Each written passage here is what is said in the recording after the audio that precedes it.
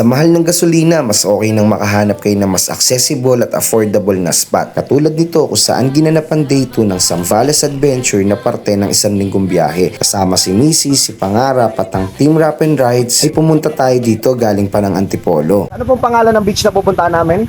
San Miguel Pindulo? Beach po. San Miguel Beach. Thank you so much, ate. Ay po, Babay po. Ganun dapat, mababait, ano? Jay po. Sa iba, masusungit eh. Ba't ganon? Thank you po.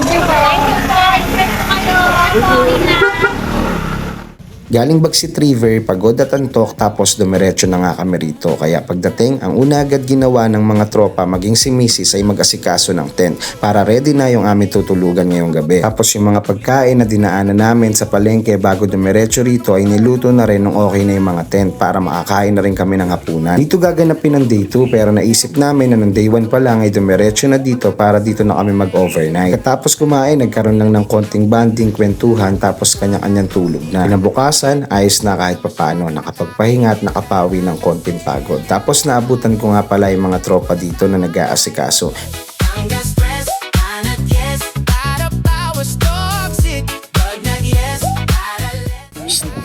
Hi, be.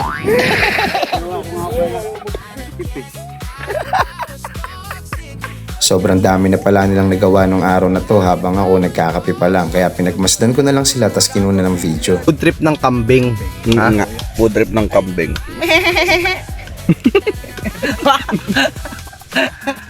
Ito pala yung kambing eh. Oh. May! Hey, May! Bali, ang kakainin nga pala namin ngayong lunch ay tinolang baboy kasi ayaw nilang maniwala kaya pinakitaan sila ni Mrs. At habang nagluluto pa naman at busy pa yung iba, eto, kinunan muna natin kung ano yung natatanong namin sa mga oras na to.